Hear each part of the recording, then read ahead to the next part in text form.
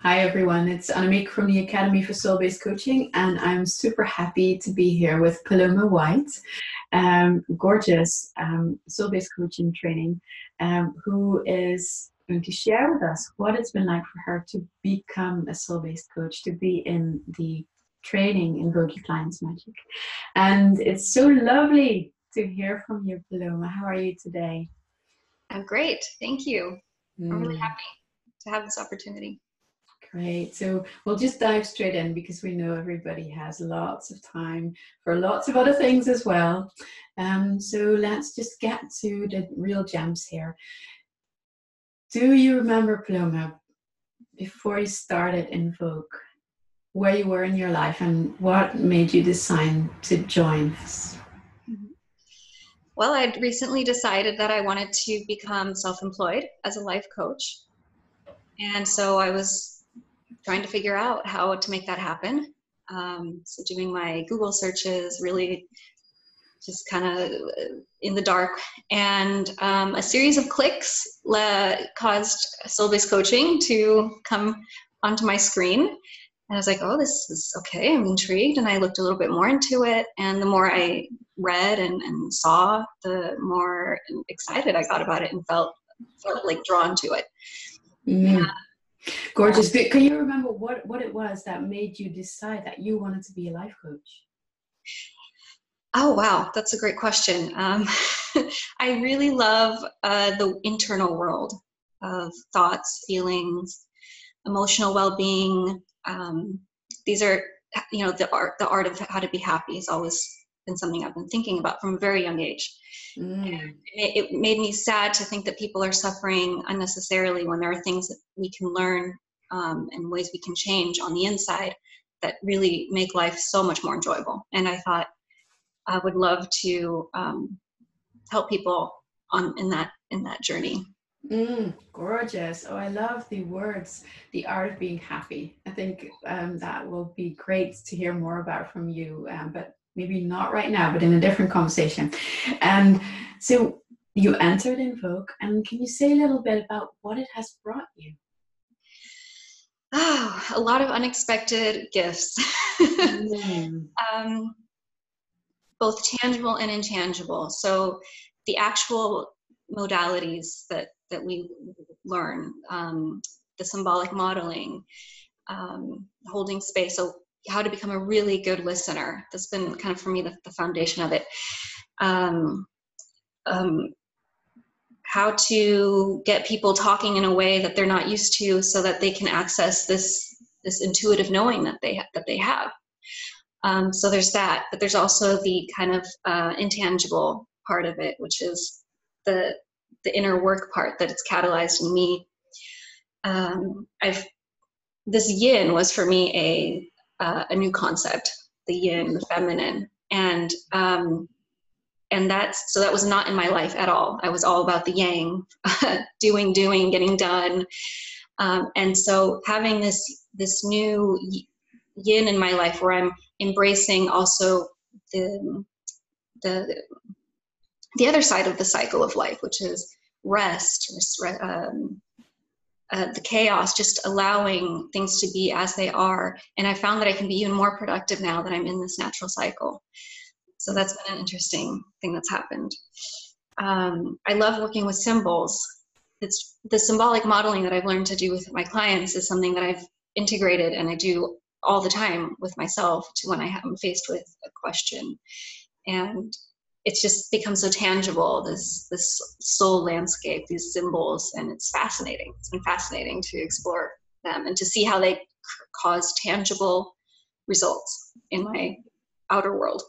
Yeah, because I think this is one of the things that is it's not always easy to explain to people that haven't actually experienced this work, right? Because we do this work on this soul level where we work with symbols, and then actually real stuff happens in life, right? And that's for our clients, but as you're saying, so much true for ourselves as well. As people go through the program, it's like heaps and heaps of resources and changes that will start happening because you're always part, you're always a guinea pig to someone else. Oh, it's not very that's not very respectful. But it's like we're always working with each other on real stuff, right? Mhm. Is there one thing that you would want to share about what's changed for you as a result of that work? I know there's so much, but maybe Yeah. just one thing that you could mention that stands out for you.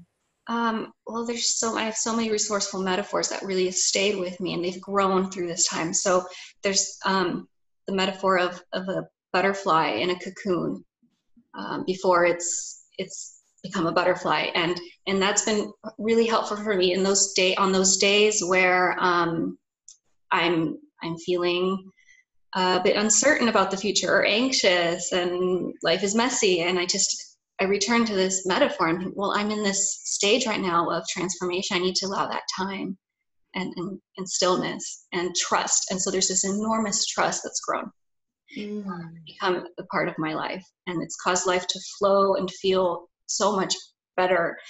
And I can literally feel like I've become a greater channel, so to speak, for life force energy. Not all the time, but when it's time for it, then it can flow really, because I've allowed the time for the quiet as well.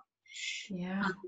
Oh, that's so gorgeous. And there's so much in that. And for the people that are listening, it's not because you have kind of connected with this idea of a butterfly in a cocoon, but it's because that's an embodied reality for you now, right? And that's a big, big difference. That's how things get to be really resourceful when it comes to this metaphor work that we do. Yeah. Beautiful. And I just hear it through all of your words. Mm-hmm. Kind of that trust that's kind of sunk in for you as part of just as a side effect really of learning how to coach others, isn't it? Yeah, absolutely. Yeah, I like gorgeous. what you said, because it's like it's not just an image. I've actually connected to that discomfort that I imagine a worm in the cocoon would feel, and I'm like, well, it's okay. It's uncomfortable, but it's okay. This is so yeah. That embodiment is really makes it more real. Yeah, for sure. Beautiful. And could you say something about what's changed in your life because of all of this work that you do with clients, that all of the work that you've done with yourself and that you continue to do for yourself? Biggest thing has been this flow, the sensation of allowing flow to life to flow. A tangible example would be getting in touch with the natural cycle of a woman's cycle. So seeing that as the seasons and honoring each season, and like I said before, it's caused me to be able to do much more with the time that I have. Ironically, because I spend a lot more time just resting, for example.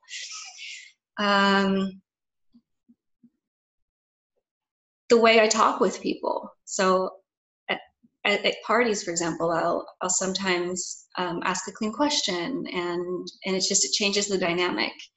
I get really there's like more of a connection with the person I'm talking to, because they have an opportunity to be asked a question that they've never been asked before, and to think about what it shifts.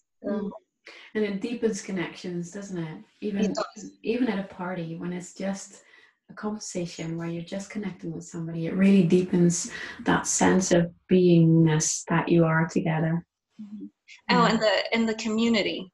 This has been a big thing for me. So we have this online community, and it's been so nice to have that place to go to. We call it home, and it is like a home. It's like I get to go there and share something, either a frustration or a celebration. And I've never had that before. This wider community of women, this is for me new, and it's been really nice. Yeah, and it's just a really powerful place to be, isn't it? And this is beyond kind of your coaching skills, right? That you've grown and developed over the whole year, actually. Mm-hmm. What difference has that made for you, that you now have these skills?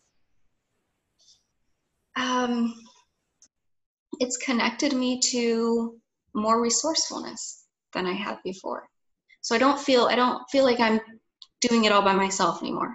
I'm supported by this wider benevolent, bountiful universe.